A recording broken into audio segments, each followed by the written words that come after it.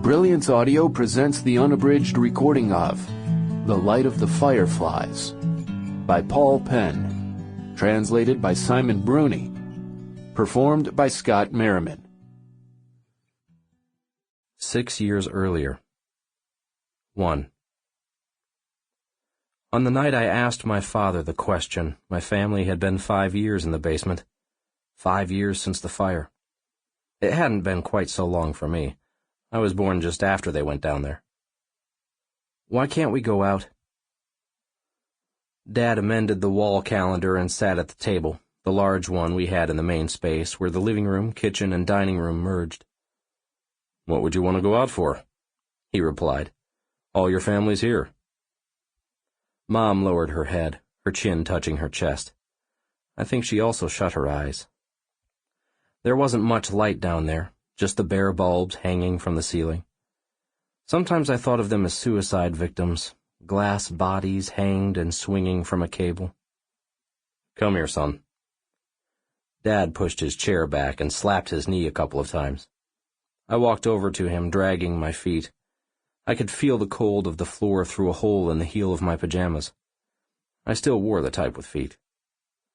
Dad took hold of me under the armpits, lifted me up, and sat me on his lap.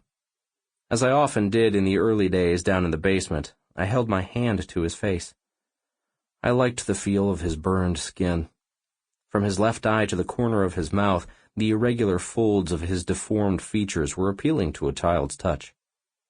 Stop it, he complained, lowering my arm. I want you to look around you, at your family. My mother, brother, and grandma turned to me. Everyone except my sister, who was looking away.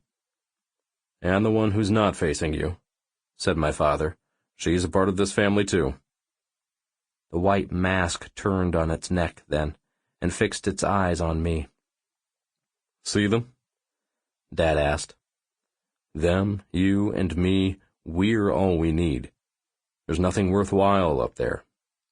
Do you remember when your mother splashed you with hot oil when she was cooking? It had happened a few weeks earlier, while Mom was making breakfast.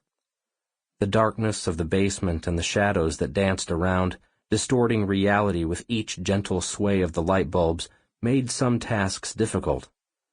The morning she splashed me with oil, I'd gotten between her legs and made her trip. It was actually my fault. Do you remember how much the blister hurt? The one you had here? My father. Sample complete. Ready to continue?